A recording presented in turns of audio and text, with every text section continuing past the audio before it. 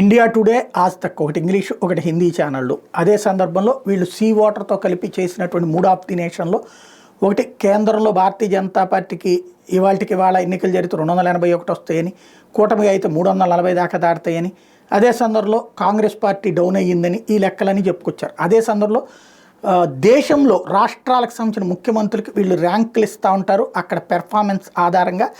ఇందులో last trip Chandrababu గారు 5వ స్థానంలో ఉంటే అధికారంలోకి వచ్చాక ఈ దఫా 4వ స్థానానికి ఎగబాకారు. అంటే ఇంప్రూవ్ అయ్యారు. బెస్ట్ చీఫ్ మినిస్టర్ సర్వేలో 4వ స్థానానికి ఎగబాకారు.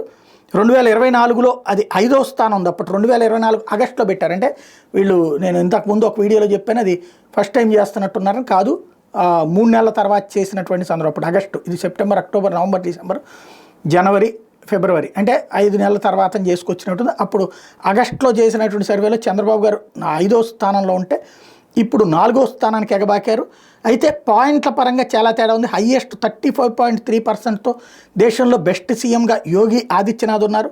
2వ స్థానంలో మమతా బెనర్జీ 10.6 పాయింట్లతో 2వ స్థానంలో ఉంటే, 3వ స్థానంలో స్టాలిన్ 5.2 పాయింట్లతో ఉంటే, 4వ స్థానంలో చంద్రబాబు 5.1%తో ఉంటే, 4వ స్థానంలో 5వ స్థానానికి పడిపోయినటువంటి ఫడ్నవీస్ 4% పబ్లిక్ అతన్ని బెస్ట్ సీఎంగా చూస్తున్నారు.